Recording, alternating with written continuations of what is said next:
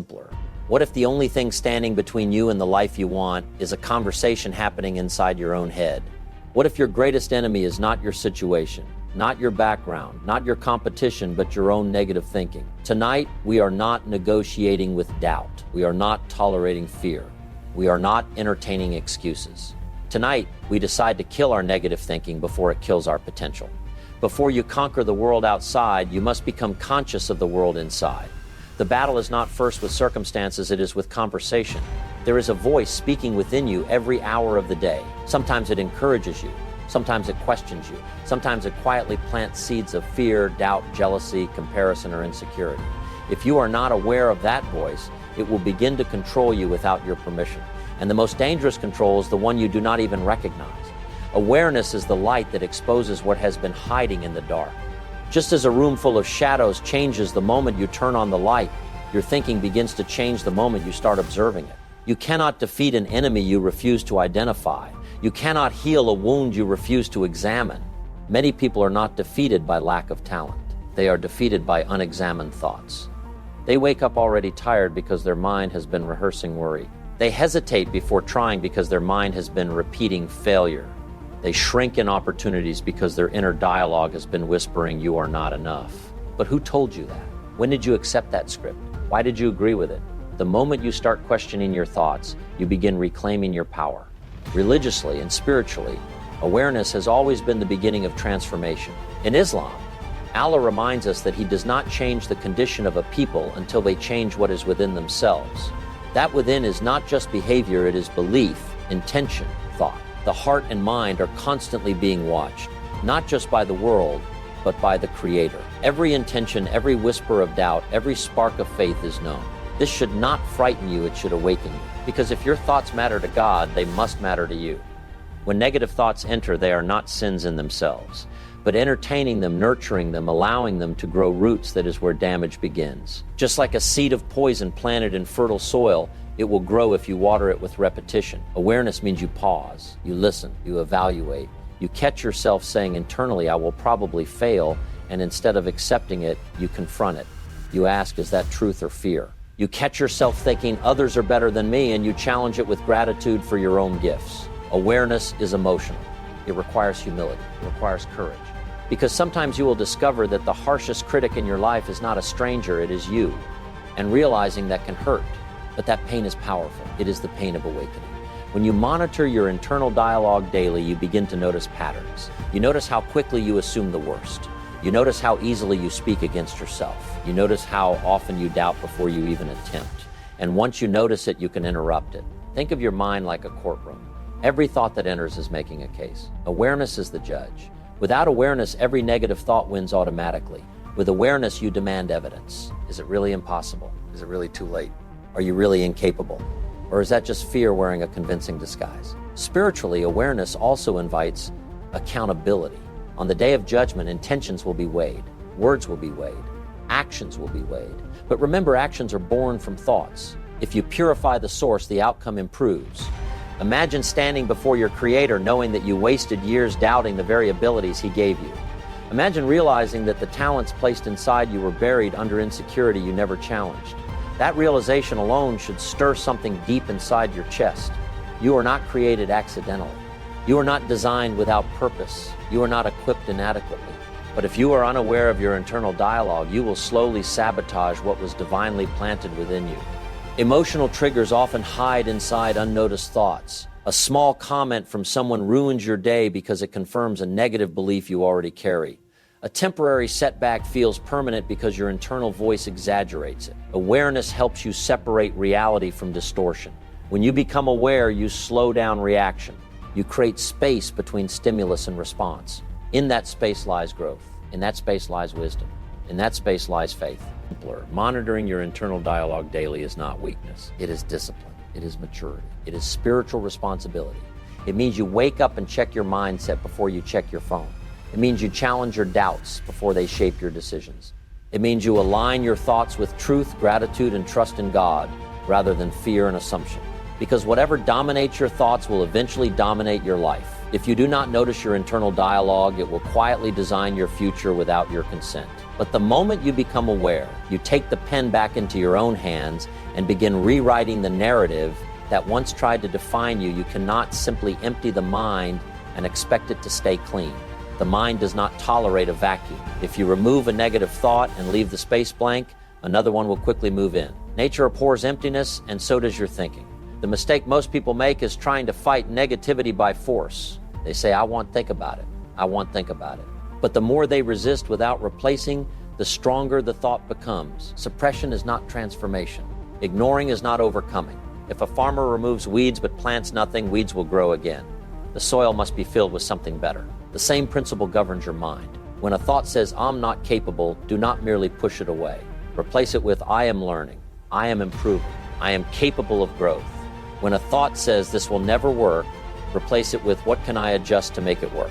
When fear says, you might fail, replace it with, failure as feedback, not identity. Replacement gives direction.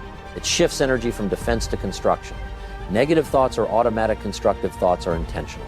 That is why growth requires discipline. The mind left unattended drifts toward doubt. The mind trained daily moves toward strength. Constructive thinking is not fantasy. It is not blind optimism. It is choosing interpretations that empower action instead of paralysis. It does not deny challenges, it refuses to exaggerate them. It does not pretend obstacles don't exist, it searches for solutions within them. You must become deliberate about your mental substitutions. Replace comparison with gratitude. Replace jealousy with inspiration. Replace self-criticism with self-correction. Replace worry with preparation. This is not a one-time event. It is a practice. Every day, dozens of small mental exchanges take place. Each exchange shapes your confidence, your behavior, and ultimately your results. Think of your thoughts as ingredients. You cannot bake success with ingredients of doubt and resentment. You must choose belief, responsibility, patience, and persistence. The quality of your mental ingredients determines the quality of your outcomes. Replacement also changes your emotional chemistry.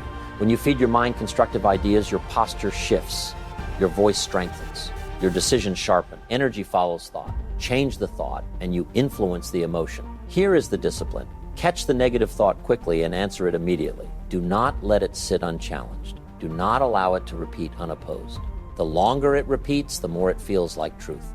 And remember, you are not lying to yourself when you replace negativity with constructive belief. You are choosing a perspective that supports growth instead of stagnation. You are selecting thoughts that lead to progress instead of retreat. Your future is not shaped by the thoughts that enter your mind. It is shaped by the thoughts you entertain and reinforce. So do not simply remove what weakens you. Install what strengthens you. Do not leave empty spaces. Fill them with intention, direction, and disciplined belief. You do not live in isolation. Whether you admit it or not, you are being influenced every single day. By the conversations you entertain, by the voices you listen to, by the content you consume, by the people you allow close enough to shape your thinking. Environment is invisible power. If you plant a strong seed in poor soil, it struggles. If you plant an average seed in rich soil, it flourishes. The difference is not always the seed, it is the environment. Your mind works the same way. If you surround yourself with constant criticism, doubt will start sounding reasonable. If you sit daily in conversations filled with complaints, complaining will begin to feel normal. If your media diet is filled with fear, comparison, negativity, and drama, your internal world will slowly reflect it. You cannot consistently think higher than the voices you repeatedly listen to. Conversations matter. Words carry emotional weight. Sit long enough with people who see limits everywhere, and you will start seeing them too.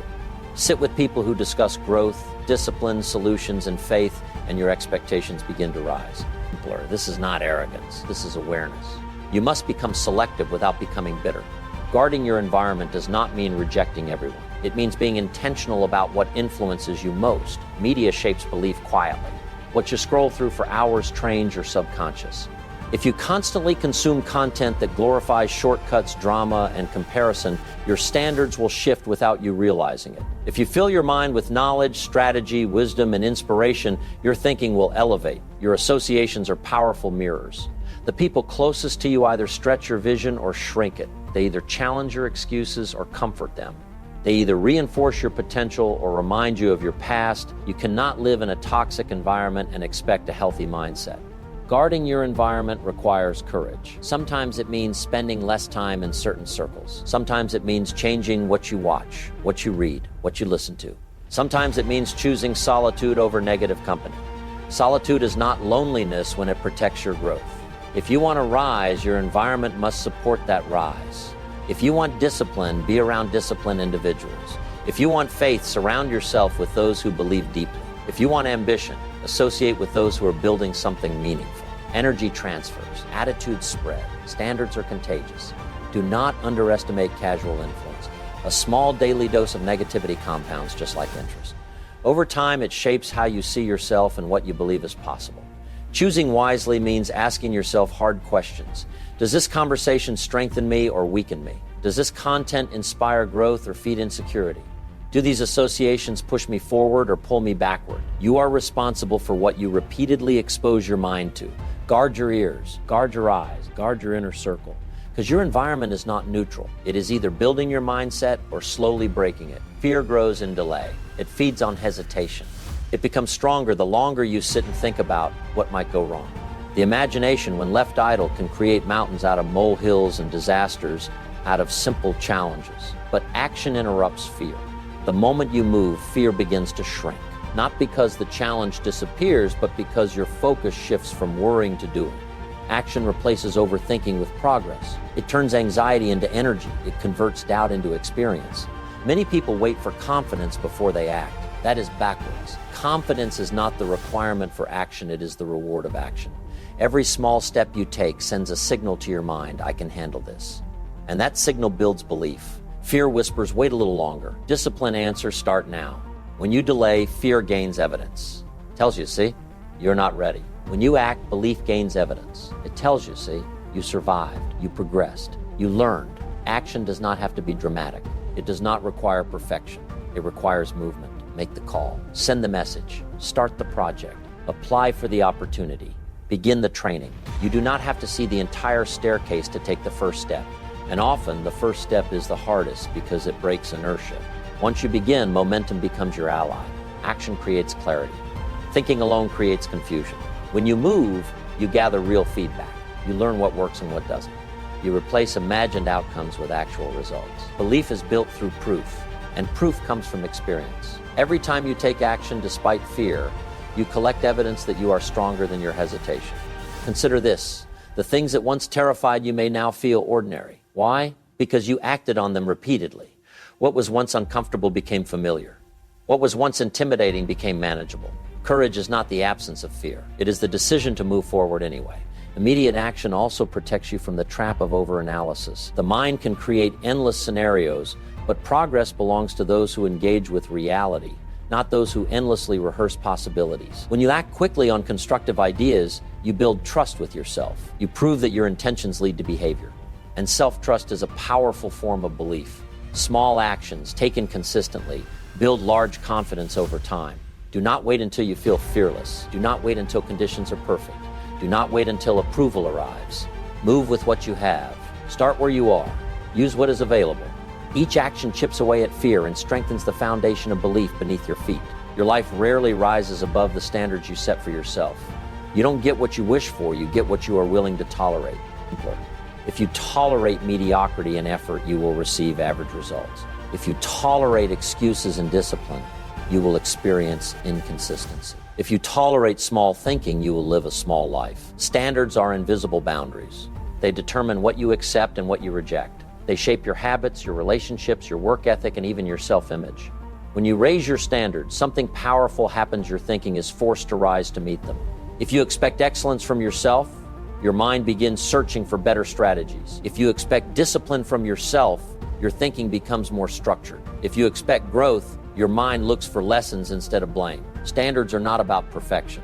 They are about non-negotiables. When you decide, I no longer accept laziness for myself, your decisions change. When you decide, I will not speak negatively about myself, your internal dialogue shifts. When you decide, I will finish what I start, your confidence strengthens. People who live at a higher level think at a higher level because they demand it of themselves. Low standards create comfortable excuses. High standards create uncomfortable growth. And growth is always uncomfortable at first. Upgrading your standards may require you to wake up earlier, study longer, train harder, speak more carefully, and think more intentionally. It may require you to walk away from habits that once felt normal. It may require you to outgrow conversations that no longer serve your future. But here is the truth. Once you raise your standards, you can never comfortably go back. You begin to feel the difference. You notice the gap between your potential and your performance. And instead of ignoring it, you feel compelled to close it. Standards influence identity. When you consistently expect more from yourself, you begin to see yourself differently. You stop identifying as someone who tries. You become someone who executes. You stop seeing yourself as someone who wishes. You become someone who builds. Your thinking adjusts to protect your standards. If your standard is excellence, your mind rejects sloppy preparation. If your standard is discipline, your mind challenges procrastination. If your standard is integrity, your mind refuses shortcuts. Upgrading your standards is not about impressing others. It is about respecting yourself. You are capable of more than you are currently demanding from yourself. But capability without expectation remains dormant. The moment you expect more, you unlock more. Raise the bar, demand growth, refuse average. Because the quality of your life will always reflect the quality of what you are willing to require from yourself. No one expects to build physical strength by going to the gym once a month. Muscles grow through repetition, resistance, and recovery. The same law applies to your mind. Mental strength is not accidental. It is trained. You cannot expect clarity if you do not train focus. You cannot expect confidence if you do not train courage. You cannot expect resilience if you do not train endurance. The mind, like the body, adapts to what you repeatedly expose it to. If you repeatedly expose it to distraction, it becomes scattered. If you repeatedly expose it to negativity, it becomes doubtful. If you repeatedly expose it to challenge and growth, it becomes powerful. Daily mental discipline means you do not let your thoughts wander without supervision. It means you correct yourself when you drift into complaint. It means you redirect your attention when it slips into comparison. It means you challenge your excuses before they become habits. Discipline is not dramatic. It is consistent.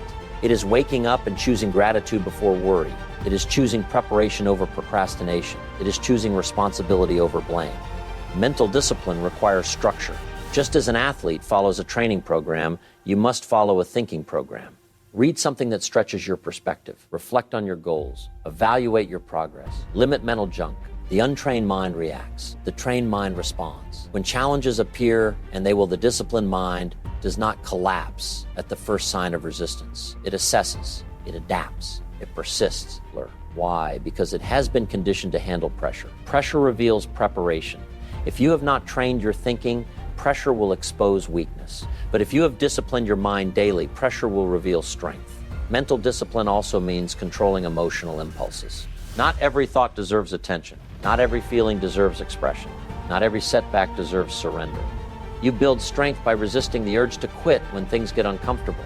You build stability by staying focused when distractions tempt you. You build belief by acting even when emotions fluctuate. Success is not a one-time mental decision. It is a daily mental commitment. You train when you don't feel like it. You focus when it would be easier to drift. You continue when stopping feels comfortable. Over time, this repetition creates confidence.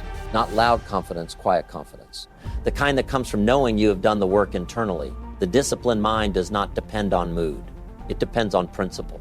And just like physical strength, once built, it supports everything else in your life, your decisions, your leadership, your relationships, your goals. Train your mind daily. Strengthen it through challenge. Refine it through reflection. Protect it through discipline. Because success is not just earned with effort, it is sustained with mental strength. There is a conversation you have more than any other, the one you have with yourself. It happens quietly, constantly, and often unconsciously. And whether you realize it or not, that conversation is shaping your identity. Words are not harmless. They are formative. What you repeatedly say about yourself, you begin to believe. What you believe, you begin to act on. What you act on consistently, you eventually become. If you constantly say, "I'm bad with money," you will subconsciously avoid learning about it. If you constantly say, "I'm not confident," you will hesitate in moments that require courage. If you constantly say, "I always fail," you will approach opportunities expecting defeat. Your words are programming your mind. Identity is not fixed, it is constructed. And one of the primary building materials is language. When you speak weakness repeatedly, weakness feels natural. When you speak growth repeatedly, growth becomes familiar. Speaking power over yourself is not arrogance, it is alignment. It is choosing language that reflects who you are becoming, not just where you have been.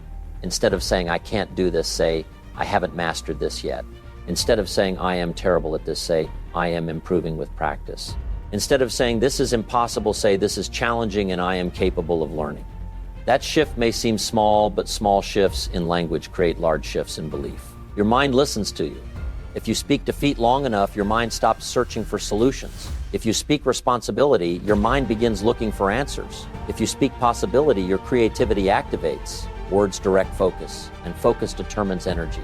When you declare growth, you orient your attention toward progress. When you declare responsibility, you reclaim control. When you declare possibility, you expand your options. You must be careful not to joke about your limitations too often. Casual negative language repeated daily becomes a silent identity. Even humor can reinforce weakness if you are not intentional. Speak carefully. Speak deliberately. Powerful self-talk does not deny reality. It reframes it. It says, this is hard, but I am resilient. It says, I made a mistake, but I am not a mistake. It says, I am responsible for improving my situation. Responsibility is empowering. When you say it's up to me, you unlock agency. When you say, there's nothing I can do, you surrender it. Your future self is listening to what you are saying today. If you want to become disciplined, speak as someone who values discipline. If you want to become confident, speak as someone who trusts their growth. If you want to become successful, speak as someone committed to learning and execution. Over time, your language reshapes your posture, your decisions, your expectations. Speak strength, speak ownership, speak belief, because the voice you hear most often is your own. And it is either building the person you are meant to become or quietly convincing you to remain where you are. You were not created to live limited by doubt. You are not designed to shrink because of fear. The battle for your future is fought in your mind every single day. Decide today that negative thinking no longer has authority in your life. Starve it, replace it, overpower it with disciplined belief and consistent action. Your life will rise to the level of your thoughts, so raise them.